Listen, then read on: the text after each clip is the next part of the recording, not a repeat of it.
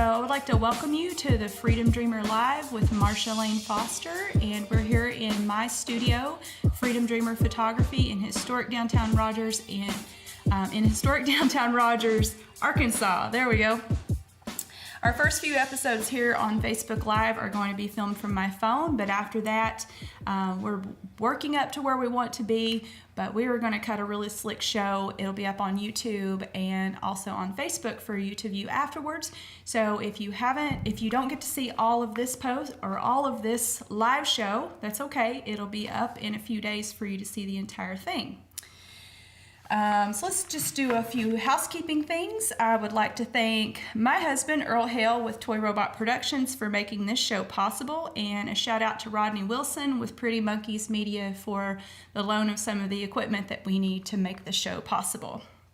If you yourself would like a show like this for your business, just let me know. You can PM me, text me, or call me. My phone number's out there all over the place, and I will hook you up with my production team. All right.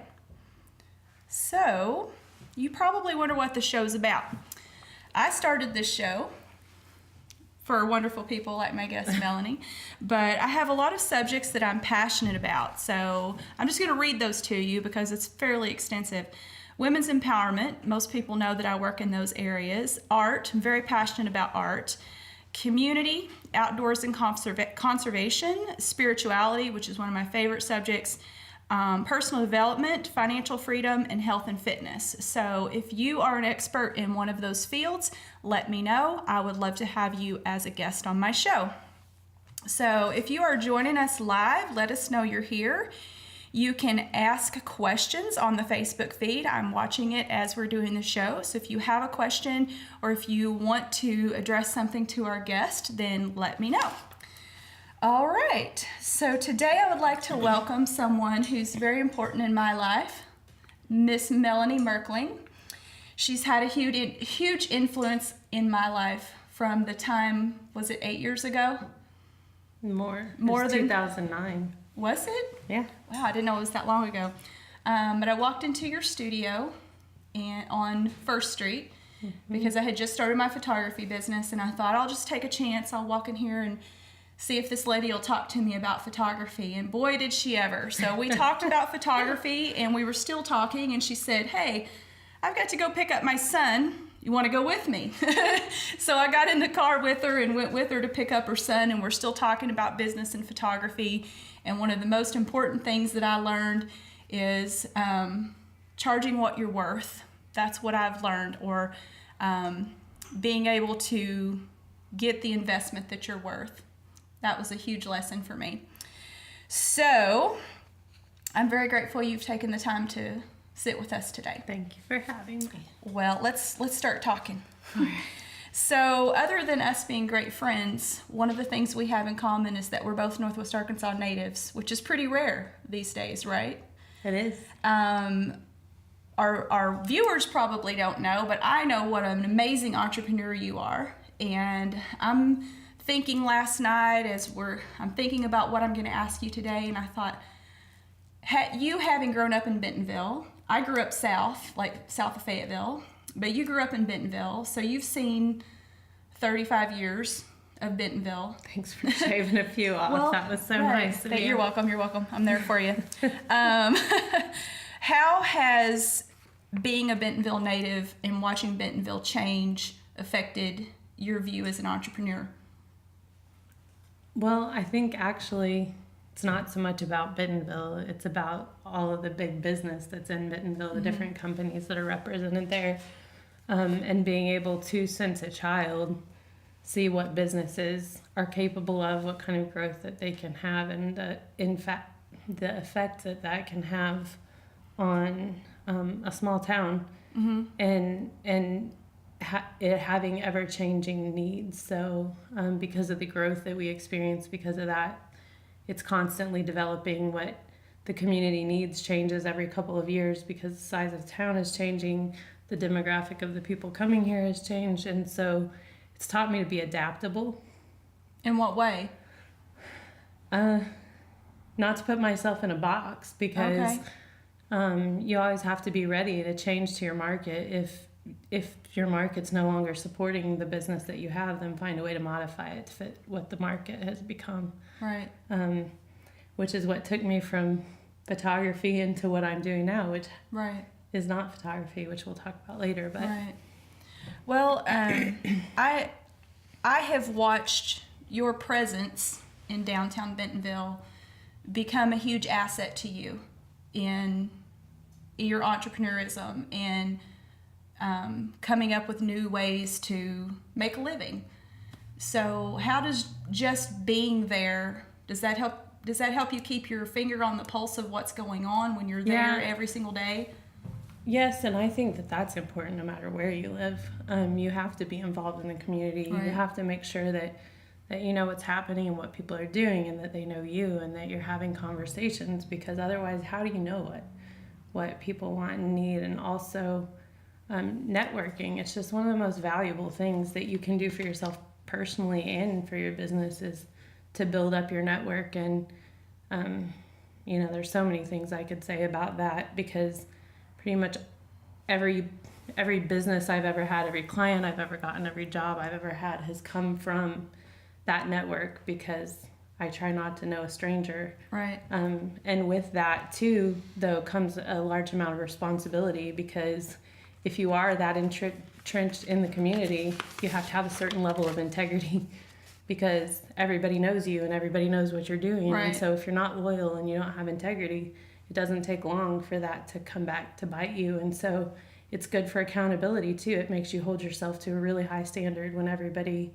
recognizes you, and when you feel like everybody's part of your family. Right. And Bentonville has an interesting dynamic in that it's kind of a big town and a small town at the same time. Yeah. So you're going to see people over and over again who may or may not live there, but you have to, even though it has a big town feel sometimes with all of the business and the money and entrepreneurism, you still have to keep your remember nose everybody clean. knows your name. Keep your nose clean. Be someone who other people want to know. So if you are joining us live, please let us know on Facebook. I see that we have a few viewers. Let us know if you have a question for our guest, Melanie. Melanie is what I call a business powerhouse. I've said that before, but since I've known this woman, she has owned a photography company. She has owned a magazine. She has done consulting. She is now involved, and we're going to talk about this a little bit later, but she's involved with a venture called Tightrope, which has been a vision that she had for several years, and it's just come to fruition this year. So let's talk a little more about spiritual things. Okay. So that's one of the tenets of my show, and I want most of my guests are going to cover several areas of things that the show is about. But since I've known you, of what you manifest so many things. I've seen you high, I've seen you low, I've seen you in the middle, I've seen you everywhere. But I know that when you have an idea and you set your mind to something, I watch it happen. I've seen it so many times, and it just amazes the heck out of me. So tell our viewers what it means to you to manifest what you desire, and what's your secret for manifesting those things.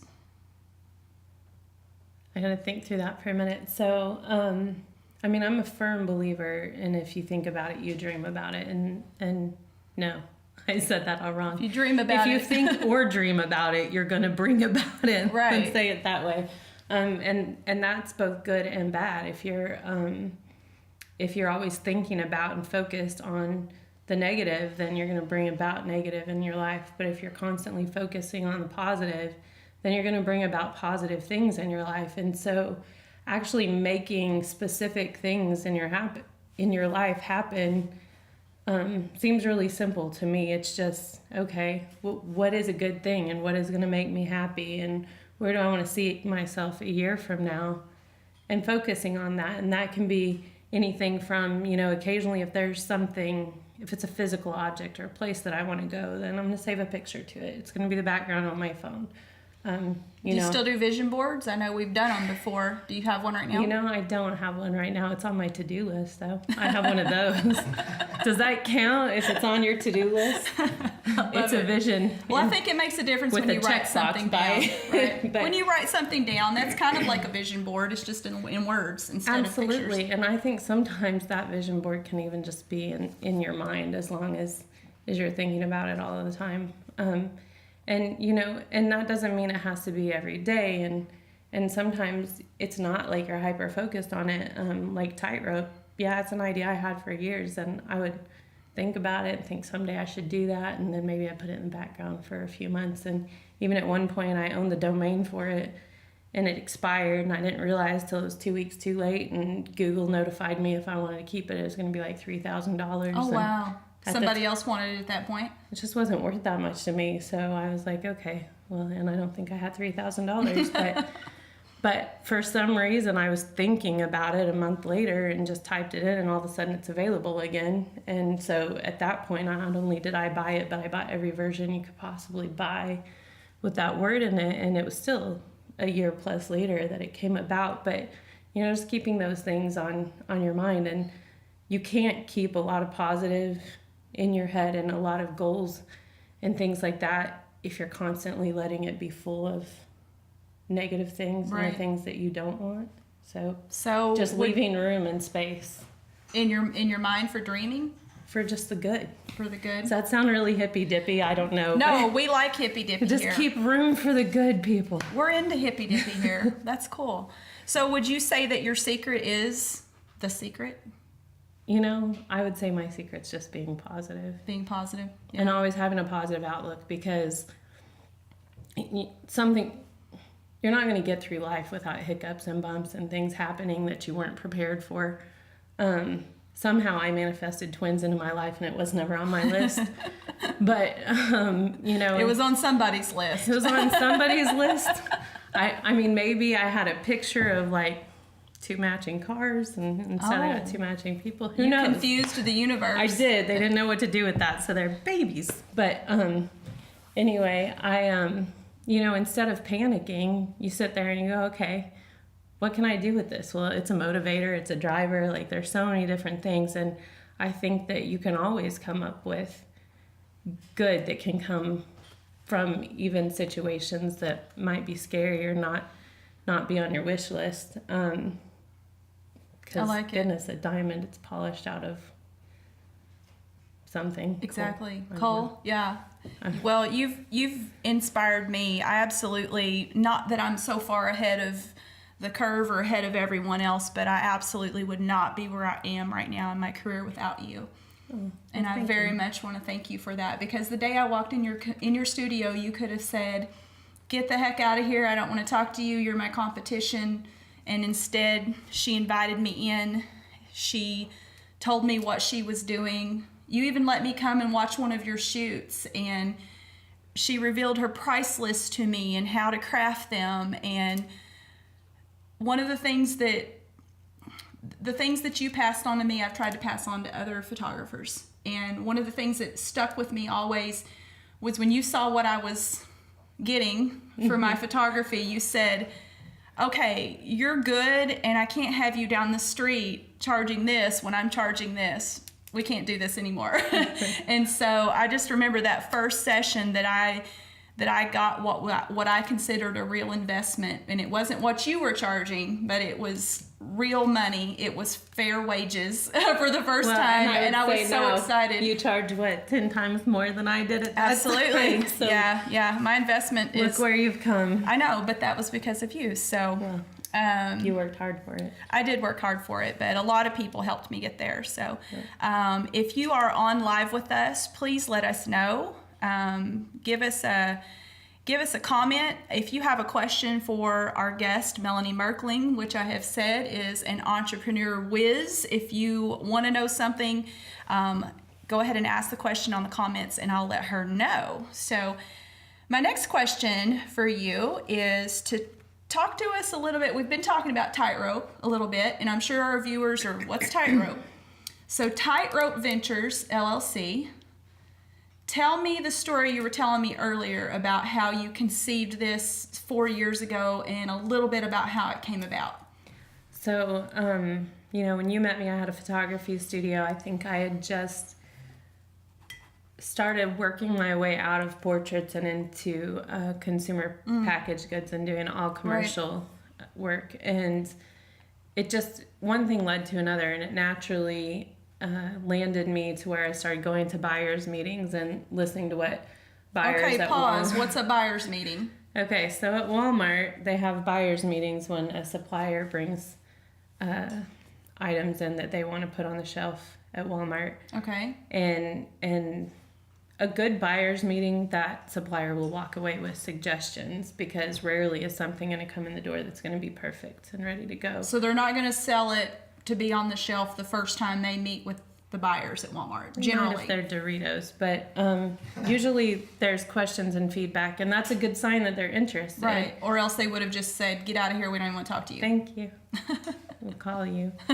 It's like, that first date where you'll never hear from them again. Right. But so I was doing a lot of consumer packaged good photography, and the supplier would come back to me and say, well, the buyer didn't like this on the package or this on the package. And sometimes I would look at it and think, from a creative standpoint, the feedback I was getting just didn't even match what would be logical. And so at one point I finally just asked, can I go with you the next time you meet with the buyer? Because I wanted to make sure I was actually hearing it, and we weren't playing a game of telephone. Right.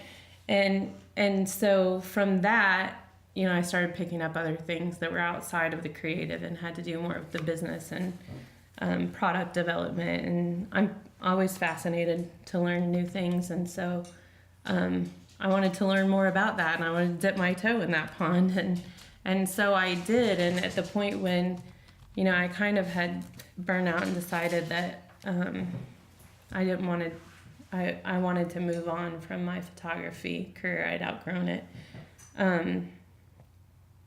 I started consulting with different companies that would hire me to represent them at Walmart. And I loved it, but what I saw, because I was working with a lot of small to medium-sized manufacturers and suppliers and technology companies, that they didn't know what they didn't know. And so there were so many pieces that they were missing that would cause them a deal, but they might be really small things that if they had, a panel of experts who were all coming together in one collective voice and helping them from A to Z of their business development to that buyer's meeting, or whatever the case may be, to the development of their product so it was ready for that meeting, that they could be more successful. Or you see even companies on the back end that didn't spend where they needed to, and so they might lose the sale when it came to production because they couldn't meet production needs, things like that. And so I just always thought, because I'd been involved in education in the photography field, I always thought if there was an educational platform that fit suppliers, right, that would fill a need. Tightrope is...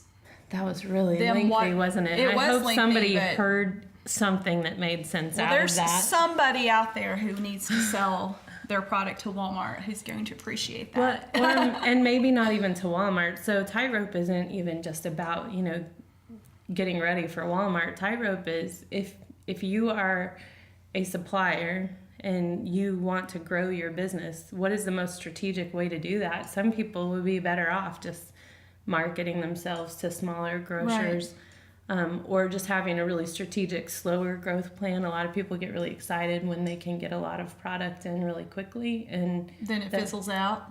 And there's just a lot more hiccups. It's a learning experience, just like everything. You got to get the kinks worked out. So, so that's what Tightrope is. Well, I understand where Tightrope comes in, because they're walking a tightrope to make Absolutely. Sure. But did you come up with that name before you knew what it was going to apply to, or did you come up with the concept for what is Tightrope now? I knew what it was going to apply to. I just didn't know exactly the form that it was going to take, because honestly, when I first thought of it, in my mind, it was going to be a much smaller, more exclusive kind of retreat-oriented thing where you would bring executives in that were struggling with decisions, maybe based out of fear, and actually take them to face their fears on a personal level, Right. like so skydiving or something like that, and then say, okay, well, you just jumped So it's out of going a to be plane personal development. and you survived. Right. So obviously, if you jump off this business cliff, you probably survive that too, right? Right. You have your neck's not on the line, just maybe your wallet, but yeah. So it kind of developed from there, and maybe those retreats will still happen as part of it, but I'm on board. I'll invite you to the first I will one. come. So, Tightrope in a nutshell. If someone were to ask you, what does Tightrope Ventures LLC do? If you were to tell them in 2 or 3 sentences what exactly they do, what would that be? So Tightrope Ventures actually is going to have a lot of things housed under it, but the main focus that we're talking about right now is Tightrope is a supplier development summit or service, because we also offer coaching services that are one-on-one. But it's a 3-day platform that brings people together with industry experts. So both people who have been in their careers for 20, 30 plus years that have been there and done that on both sides of retail, internally, also on the supplier side, that have the experience, that have seen change, and that have a proven track record of being able to manage that business over time, as well as, some of the newer kids on the block that are really successful and growing really fast because they're on top of innovation and change, and they're out there looking for what's new. And So you're not about representing these people. You're about teaching them to represent Education, themselves yeah. well. yes, and also building a network and a community, just like, you and I were neighbors in the same industry, and having somebody else to call and ask questions, Right. and vent if you had a bad day, Right. that understood what you were going through. We want people to walk away and feel like they have this family of people who are all going through the same struggles or celebrating the same success. Let's be positive. And that they can share that with each other, and that they're part of our family. We want to be part of people's success stories. Right. Well, what's coming to me is lack mentality as opposed to abundance mentality. So you're talking about creating a group of people who may even have similar products, but they are supportive of each other. Just like the day I walked into your studio, you had an abundance mentality, and that's partly where I learned this, and it's one of the most important things that I believe that I live by, is that there's enough room at the table for everyone. There is, and you just never know what that person who's sitting at the table asking you for help is going to have that's going to help you. You've definitely been there for me personally and professionally through the past 9 years, and I didn't know that day that we'd ever even have a conversation again. Right. I just Except knew. I wouldn't leave you alone. I kept stopping, because every time I went to the coffee shop, I had to stop. So you couldn't get rid of me. But I think through flat tires and minor little things, and times when I needed to get in the woods and I knew I could call you, and you'd be game to put on your hiking boots and go sleep, in musty leaves with me. We need to do that. We do need to do that. You want to take the babies? Do you want to sleep? Oh, it's Earl can easier to watch sleep the in the babies. bugs than it is to sleep with them too. But I would say, you just never know, and I would venture to guess that 999 times out of 1,000, if you're there to help somebody else, that you're going to get more from it than you give them, Right. even if they're your competition. I don't even like that word. It's kind of an ugly word. It is. I think it should be removed from, Right. unless you're competing. I do believe in competing with yourself. I Right. think the only person you should compete with is you. Always be better than you were next year, but Well, don't try to beat the person next door. I've been paying a lot of attention lately to how different things that I say or think make me feel. And so sometimes I'll just say one word to myself and let it sit with me and see how it makes me feel. Competition doesn't feel good. It doesn't feel good. It No. doesn't feel good in my heart. But whenever I'm talking about collaboration, Yes. say that word and see how that makes you feel in your heart. And that's what this is today. Yeah. So we want to lift each other up. I like it. I love it. So what is your definition of success? If someone were to ask you, I mean, I consider you successful. I hope you consider yourself successful. I do, but probably for different reasons than most would say. I like to think more about that word success and think about, you know, I'm going to live to be 190 years old, so 100 plus years from now, and I look back on my life and somebody says, were you successful? What does my life need to have looked like for me to go, yeah, I was successful. It's about a lot more than business. Oh, it's about everything, but, well, when we equate business with the dollar, I love business. Business is my life. A lot of people call me a workaholic, and I probably am, so a lot of it is about business, but it's not about the business of making money. I would say it's about the business of building relationships. And I think if I can get to the end of my life and say, you know, I built a lot of really good relationships and I got to help a lot of people build the life and the business that they wanted to build, and that I could call up any of those people and know that we can still laugh together and we can ask how the kids are and that sort of thing. And that's one thing we didn't talk about, the CEO and partner in my company, Bob, but that's one of the greatest things I appreciate about Bob is he's in the supplier world for 30 years, and I sit in the office and listen to him on phone calls with people that were his clients 30 years ago, and they all know each other's kids' names, and they don't skip a beat. It's like you would think it was his brother, his best friend, and that's what I strive to be too, you know, like I know we'll be on rocking porches with weenie dogs or cats or whatever it is. I don't want the cats, just the... I'm allergic to cats. Good, no cats, but... Earl have cats in the barn. There we go. So, you know, and that we'll be telling stories when we're old and gray, because you walked into my studio that day and it was about more than business. We built a relationship and a friendship, and I think that that's what it should be about every step of the way. And relationships. So that's what makes someone successful, I think. And to me, that's what makes me feel successful, is when I can look back at all the relationships that I've made and see how great they were and how many good things came from it. I love that. I've been playing a game with myself recently. Yeah? Yeah, I want to tell you about it. So, it's an abundance game. So my first day I had 100 virtual dollars. Okay. And so I learned this from Abraham Hicks, a recording. So I have $100 and I have to spend the $100 virtually that day. And every day the amount of money that you have in your virtual wallet doubles. So the second day I had 200, then 400, 800, and then so on and so on. And so I'm up to 12,000 something. And I have been shocked at how hard it's been to spend this money. Yeah? Yeah, because whenever I'm thinking... I'm going to have to try that, because I'm sitting here and when you say I had 100 virtual dollars, I'm like, man, I need 100,000 virtual dollars. Right, and I mean, that's gone by the end of the day. Exactly, and that's what I thought it would be like. So I'm thinking constantly about what I want and where I want to be and financial freedom, and it's something that I've been working on manifesting for several years with my vision boards, with the way I speak, with the way I work. But what I've learned is a couple of things about myself. One is that everything I want is high ticket items. Most of what I want is really high ticket items. The other thing that it's called my attention to is that I have everything I need. Yeah.